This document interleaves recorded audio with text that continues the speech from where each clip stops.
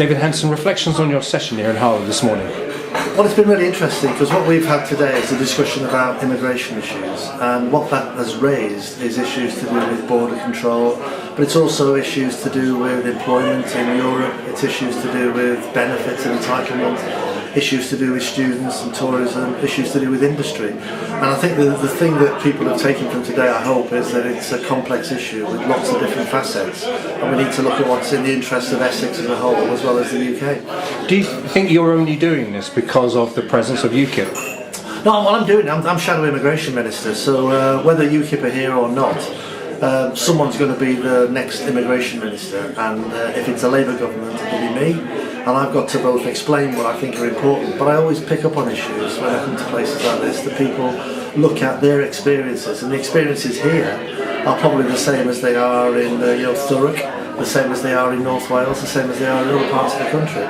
The same challenges. The question is, how do we respond to those challenges?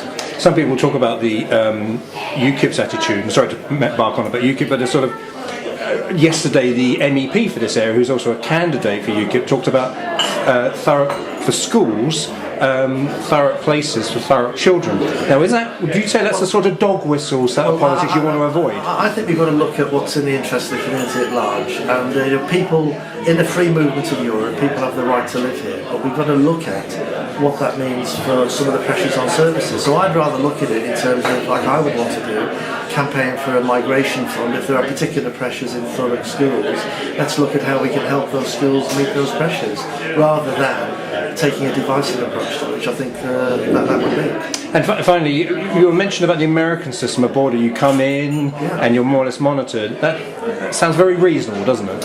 Well, what we're trying to do is to try and get a 5-year programme. It will take 5 years, but where we know who's come in and who's gone out. At the moment, it will surprise your viewers to know we don't know who's come in and we don't know when they've gone.